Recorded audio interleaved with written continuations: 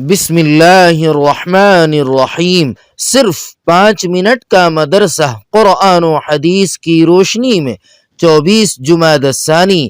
Number 1، اسلامی تاریخ، رسول اللہ صلی اللہ علیہ وسلم کی تجہیز و تکفین۔ رسول اللہ صلی اللہ علیہ وسلم کے وفات کے بعد لوگوں نے حضرت ابو بکر صدیق رضی اللہ تعالی عنہ کو اپنا خلیفہ منتخب کر کے آپ صلی اللہ علیہ وسلم کی تجہیز و تکفین کی طرف توجہ فرمائی۔ حضرت علی رضی اللہ تعالی عنہ اور حضرت عباس رضی اللہ تعالی عنہ وغیرہ نے غسل دے کر آپ صلی اللہ علیہ وسلم کے جسد مبارک کو حجرہ عائشہ رضی اللہ تعالی عنہا میں رکھ دیا۔ پھر لوگ باری باری آ کر نماز جنازہ ادا کرتے رہے۔ پہلے آپ صلی اللہ علیہ وسلم کے خاندان بنو ہاشم نے، پھر مہاجرین و انصار اور دیگر حضرات نے نماز جنازہ ادا کی۔ 13 ربیع الاول منگل کے دن الگ الگ نماز جنازہ پڑھی گئی۔ تدفین کے بارے میں صحابہ رضی اللہ تعالی عنہ کا مشورہ ہوا۔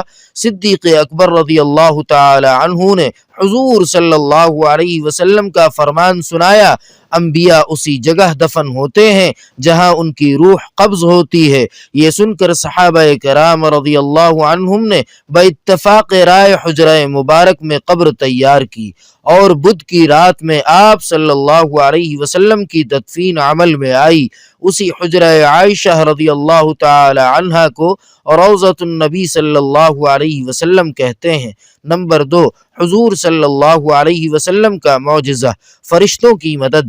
حضرت ابو طلحہ رضی اللہ تعالی عنہ فرماتے ہیں کہ ہم ایک غزوے میں رسول اللہ صلی اللہ علیہ وسلم کے ساتھ تھے۔ جب کفار سے مٹ بھیڑ ہوئی تو میں نے رسول اللہ صلی اللہ علیہ وسلم کو یہ دعا کرتے ہوئے سنا، یا مالک یوم الدین ایاک نعبد و ایاک نستعین۔ اس کے بعد دیکھا کہ فرشتوں نے کفار کو آگے پیچھے سے مارنا شروع کیا، اور ایک ایک کر کے بہت سے کفار زمین پر گر پڑے۔ نمبر 3، ایک فرض کے بارے میں، اولاد کی وراثت میں ماں باپ کا حصہ۔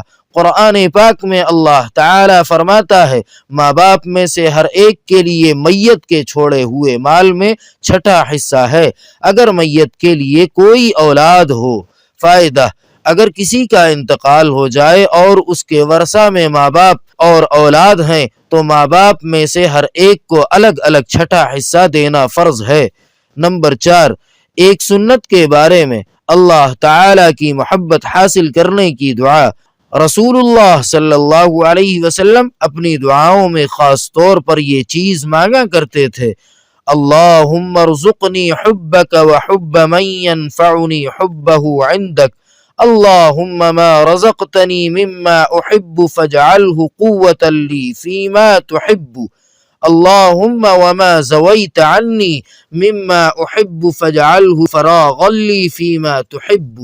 ترجمہ: اے اللہ، آپ مجھے اپنی محبت اور ان لوگوں کی محبت عطا فرمائیے جن کی محبت آپ کے نزدیک میرے لیے نفع بخش ہے۔ اے اللہ، میری چاہت و رغبت کی جو چیزیں آپ نے عطا کی ہیں ان سے آپ اپنے محبوب کاموں میں تقویت پہنچائیے، اور میری چاہت کی جو چیزیں آپ نے مجھے عطا نہیں کی ہیں تو مجھے فارغ اوقات کو اپنے محبوب کاموں میں صرف کرنے کی توفیق عطا فرمائیے۔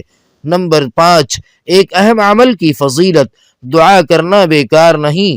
رسول اللہ صلی اللہ علیہ وسلم نے فرمایا، بے شک تمہارا رب شرم و حیا کرنے والا اور بڑا سخی ہے، اور وہ اپنے بندے سے اس بات پر شرماتا ہے کہ بندہ اس کی طرف اپنے ہاتھ اٹھائے اور وہ اسے خالی لوٹائے۔ نمبر 6، ایک گناہ کے بارے میں، کسی پر تہمت لگانا۔ قرآن پاک میں اللہ تعالی فرماتا ہے، جو شخص کوئی چھوٹا یا بڑا گناہ کرے پھر اس کی تہمت کسی بے گناہ پر لگا دے تو اس نے بہت بڑا بہتان اور کھلے گناہ کا بوجھ اپنے اوپر لاد لیا۔ نمبر 7، دنیا کے بارے میں، جو کچھ خرچ کرنا ہے دنیا ہی میں کر لو۔ قرآن پاک میں اللہ تعالی فرماتا ہے ہم نے تم کو جو کچھ دیا ہے اس میں سے خرچ کرو اس سے پہلے کہ تم میں سے کسی کو موت آ جائے اور پھر موت کو دیکھ کر کہنے لگے کہ اے میرے رب تو نے مجھ کو اور تھوڑے دنوں کی مہلت کیوں نہ دی تاکہ خوب خرچ کر کے نیک لوگوں میں شامل ہو جاتا۔ نمبر 8، آخرت کے بارے میں حضرت میکائیل علیہ السلام کی حالت۔ آپ صلی اللہ علیہ وسلم نے حضرت جبرائیل علیہ السلام سے دریافت فرمایا کیا بات ہے میں نے میکائیل کو ہنستے ہوئے نہیں دیکھا۔ عرض کیا جب سے دوزخ کی پیدائش ہوئی ہے میکائیل نہیں ہنسے۔ نمبر 9، طب نبوی سے علاج، کھانے کے بعد انگلیاں چاٹنے کا فائدہ۔ رسول اللہ صلی اللہ علیہ وسلم جب کھانا کھا لیتے تو اپنی تینوں انگلیوں کو چاٹتے۔ فائدہ، علامہ ابن قیم رحمۃ اللہ علیہ کہتے ہیں کہ کھانا کھانے کے بعد انگلیاں چاٹنا ہاضمے کے لیے انتہائی مفید ہے۔ نمبر 10، نبی صلی اللہ علیہ وسلم کی نصیحت۔ رسول اللہ صلی اللہ علیہ وسلم نے فرمایا مریضوں کی عیادت کرو اور جنازے کے پیچھے چلو، یہ تم کو آخرت کی یاد دلائے گا۔ سبحان ربک رب العزت عما یصفون وسلام علی المرسلین والحمد للہ رب العالمین۔